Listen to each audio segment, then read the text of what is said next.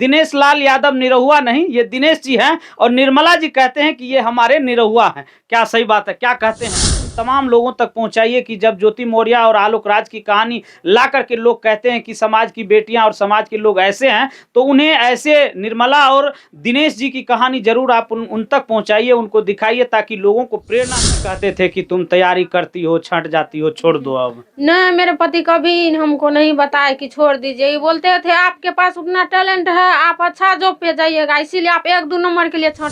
इसमें कितना सच्चाई है? बोल रही थी कि खानों कभी कभी आप ही बनाते थे।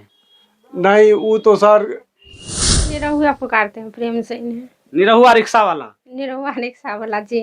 प्यार से, ये प्यार है इनका। रिजल्ट हुआ है इनका, हमको भर अब नींद भी नहीं हुआ था। नींद नहीं हुआ? नींद नहीं हुआ था।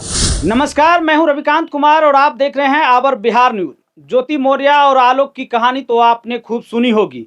जब वो कहानी सामने आई थी तब ऐसे कई पतियों ने अपनी पत्नी को वापस बुला लिया था जो बीपीएससी की तैयारी कर रही थी। लेकिन आज हम एक ऐसे पति से मिलाएंगे आपको कि जो रिक्शा चला करके उन्होंने अपनी पत्नी को आज बीपीएससी की परीक्षा पास कराई है और वो बीपीएससी से शिक्षक बन गई है। निर्मला जी हैं और ये दिनेश जी है। दिनेश लाल यादव निरहुआ नहीं, ये दिनेश जी हैं और निर्मला जी कहते हैं कि ये हमारे निरहुआ हैं। क्या सही बात है? क्या कहते हैं आप इनको? हम तो निरहुआ पुकारते हैं प्रेम से इन्हें। निरहुआ रिक्शा वाला, निरहुआ रिक्शा वाला जी। प्यार से, ये प्यार है इनका जी। आइए इनसे बात करेंगे, फिर इनसे भी बातचीत करेंगे। क्या पूरा नाम हुआ सर आपका? सबसे पहले सर मैं आपका धन्यवाद देता हूं कि आप मेरे दरवाजे पर आए हैं। ये तो आपकी पत्नी की सफलता का परचम है, जो जानकारी मिली तो हम लोग आए हैं और आपका मेहनत रंग लाया है। सबसे पहले सर हम जो है इनसे शादी किए हैं 2011 में। तो ये पहले टोला सेवक थी। इसके बाद 2 साल के बाद जो है इनको उद्दीपिका सुपरवाइजर में नौकरी हुआ था। तो 2 साल के बाद ही बंद, मतलब सरकार उसको अति कर दिया, स्थगित कर दिया। हाँ। तो इन बहुत निराश हुई थी जो हम अब क्या करेंगे, हम अब तो हमसे टोला सेवक भी छूट गया है और ये भी नौकरी चला गया, तो हम क्या करें। तो हम देखें इनको थोड़ा मेहनत ज़्यादा कर दी थी, तो हम 2017 में यहाँ मधेपुरा आए हैं और वहाँ से आए तो बिहार पुलिस का इनको पहले तैयारी, बिहार पुलिस का फॉर्म निकला तो उसको तैयारी किए हैं। बिहार पुलिस का 2 साल किए तो लास्ट ऑप्शन में जाके हाइट में छटती थी। तो फिर हम सोचे अब तो ये बिहार पुलिस भी हाथ से चला जाएगा, अब तो हम नहीं कुछ कर पाएंगे हम।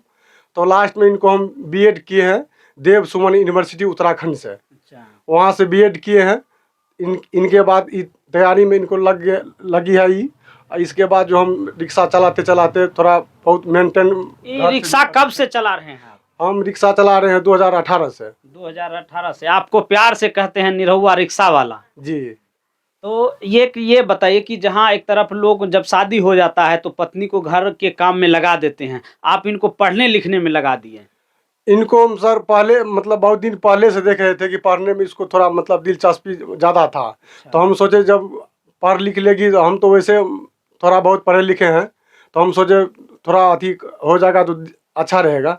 इसीलिए हम इनको जो है ना बोले ठीक है, आप जहाँ तक पढ़िएगा वहाँ तक पढ़िए, हम आपका सपोर्ट करेंगे हम। अच्छा, एक बात बताइए, इसमें कितना सच्चाई है? बोल रही थी कि खानों कभी कभी आप ही बनाते थे। नहीं, वो तो सर जब ये बिहार पुलिस में जब ज़्यादा मतलब दौड़ती थी तो उधर से परेशान होकर आती थी, तो थोड़ा बहुत हम बना लेते थे। अच्छा, बच्चा को स्कूल भेजना है तो तैयार करके भेज दिए। हाँ, भेज दिए। अच्छा, तो ये कहाँ कहाँ जाते हैं रिक्शा लेकर के आप? रिक्शा लेकर सर यहाँ से कर्पूरी चौक सिंहेश्वर। अच्छा। अगर रिजर्व फंस जाता है तो कहीं 10-15-20 किलोमीटर भी आगे चले जाते हैं। अच्छा, तो एक बात ये बताइए कि कितना खुश हैं आप? इतना मेहनत किए, पत्नी को सपोर्ट किए, आपकी पत्नी मेहनत की और आज सफलता मिली है, कितना खुश हैं आप? खुश तो सर बहुत हैं हम। बहुत खुश हैं जी। जिस रोज रिजल्ट हुआ है इनका, उस रोज हमको भर अब नींद भी नहीं हुआ था। नींद नहीं हुआ? नींद नहीं हुआ था। अच्छा, खुशी के मारे। जी। अच्छा, तो अब क्या कहेंगे? ये तो आपको प्यार से निरहुआ कहते हैं, आप क्या कहेंगे? इनका मर्जी सर, अब जो भी बोले। अच्छा, तो चलिए कि बहुत खुशी की बात है। अब आपके निरहुआ आ गए हैं, इनसे भी पूछे हैं, बता रहे हैं कि आप पढ़ने में शुरू से ही आप लगनशील थी। तो ये जो कहानी है आपकी, ये कहानी दुखदाई भी है और प्रेरणादायक भी है। क्या कहना चाहेंगे वैसे बहनों को, वैसे लड़कियों को, वैसे औरतों को जो शादी होने के बाद पढ़ने लिखने से दिलचस्पी छोड़ देते हैं? वो समझते हैं कि अब हो गया मेरा, तो यही चूल्हा चौका करना। नहीं, हम तो यही कहना चाहेंगे कि कभी निराश भी नहीं होना चाहिए। बहुत संघर्ष होता है जीवन में, तैयारी हमेशा जारी रहना चाहिए, इसीलिए किसी चीज़ का कामयाबी हासिल होता है। एक आया, एक चीज़ में छटे तो दूसरा चीज़ किए, दूसरा में छटे तो फिर तीसरा चीज़ का तैयारी किए, तीसरा चीज़ में छटे तो फिर इसका तैयारी किए, तो फिर इसमें कामयाब हो गए हम। तो पति ने कहते थे कि तुम तैयारी करती हो, छंट जाती हो, छोड़ दो अब? नहीं, मेरे पति कभी हमको नहीं बताए कि छोड़ दीजिए। ये बोलते थे आपके पास उतना टैलेंट है, आप अच्छा जॉब पे जाइएगा, इसीलिए आप 1-2 नंबर के लिए छंटते हैं। आपके शहर मुरलीगंज के गोल बाजार में खुल गया है हैंग आउट रेस्टोरेंट, जहां शांत वातावरण में मॉकटेल के साथ लजीज व्यंजनों का ले सकते हैं स्वाद। तो फिर देर किस बात की, आज ही परिवार के साथ आइए और उठाइए लजीज व्यंजन का स्वाद। यहां फ्री होम डिलीवरी के साथ बर्थडे एनिवर्सरी सेलिब्रेशन की विशेष व्यवस्था है। नाम और पता याद रखिएगा, हैंग आउट रेस्टोरेंट, गोल बाजार, फारी रोड, मुरलीगंज, मधेपुरा। तो आप तैयारी में लगे रहिए, हमेशा बुक ला के देते थे जो भी हमको जरूरी होता था, और मोबाइल में भी जो है ना फुल MB भरा के देते थे, तो हम ऑनलाइन क्लास पूरा करते थे। अच्छा, ऑनलाइन भी क्लास करते जी, थे? ऑनलाइन भी करते थे और बुक भी बहुत ला के देते थे जब हमको जरूरी होता था तब। अच्छा, तो क्या नाम हुआ बाबू? सत्यम कुमार। पापा का? दिनेश सरदार। मम्मी का? निर्मला कुमारी। मम्मी टीचर बन गई है? Yes sir. तो कैसे मम्मी पहले पढ़ाई करती थी? बहुत मेहनत से सर। अच्छा, आप लोग देखते थे कि मम्मी पढ़ती हैं? Yes sir. अच्छा, तो देखिए कि ये रात तक पढ़ाई करते थे। अच्छा, 11 बजे रात तक पढ़ाई करते थे।